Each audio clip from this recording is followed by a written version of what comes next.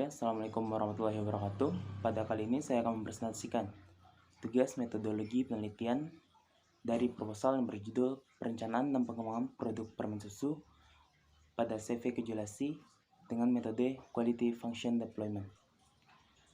Oleh saya sendiri, Muhammad Faisal Ilyas Putra, BP 18+932027, dengan dosen pengampu Profesor Nilda Triputri ST PhD dan Hilma Raimona Zadri ST MN PhD.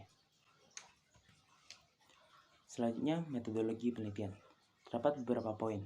Yang pertama, studi pendahuluan, pemilihan metode, pengumpulan data, pengolahan data, lokasi dan waktu penelitian, analisis, serta penutup.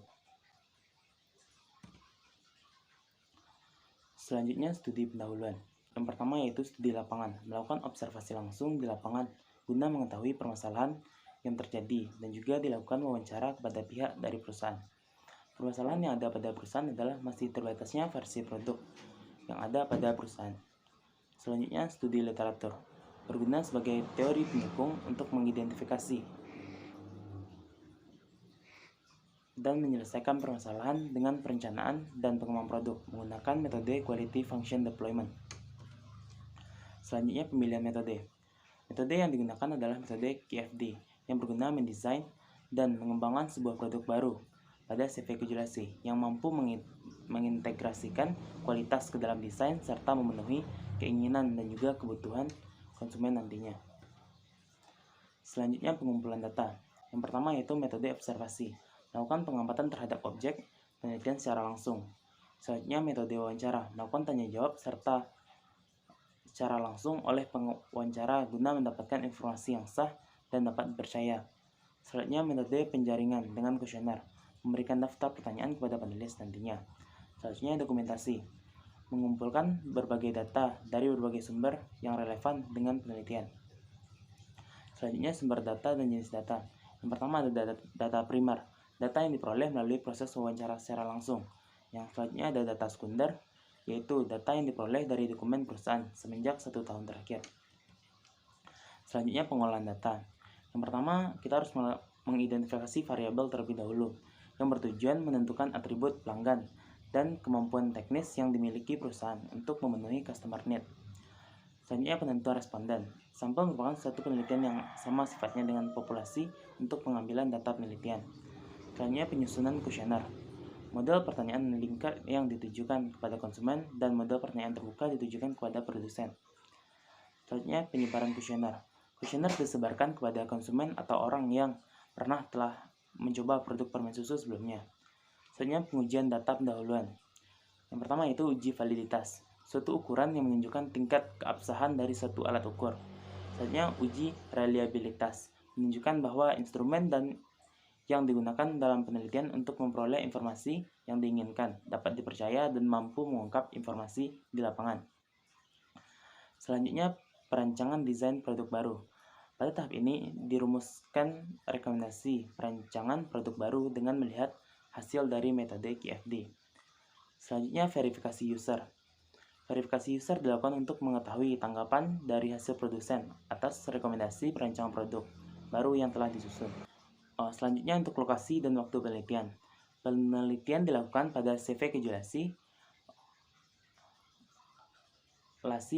Kecamatan Canduang, Kabupaten Agam, Sumatera Barat.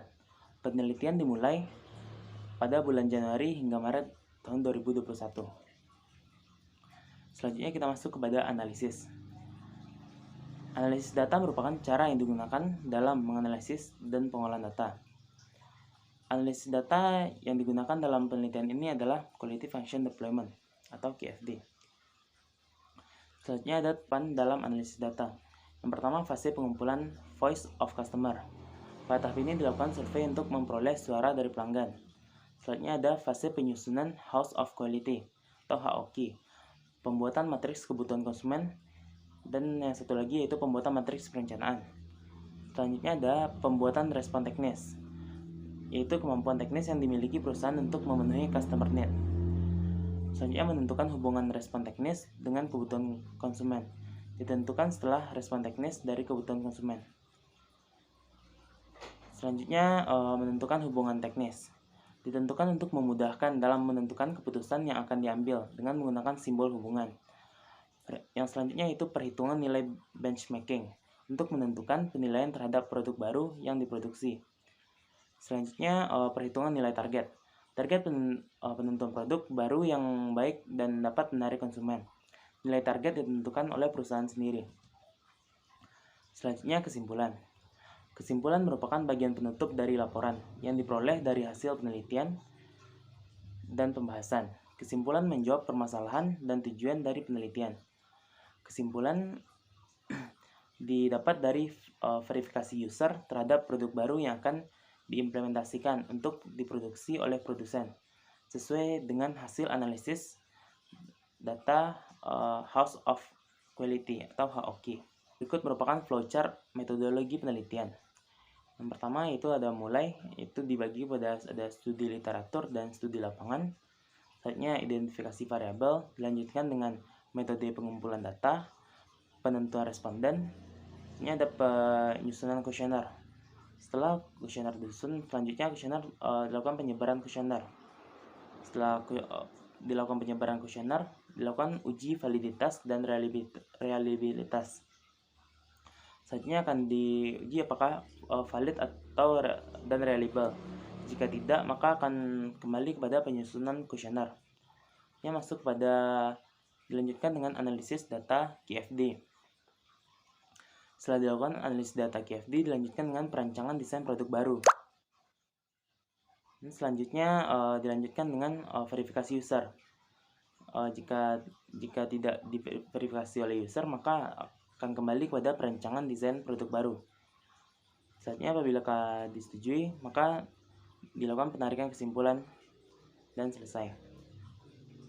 Mungkin sekian presentasi dari saya. Terlebih kurang mohon maaf. Wabillahi taufiq wa hidayah. Assalamualaikum warahmatullahi wabarakatuh.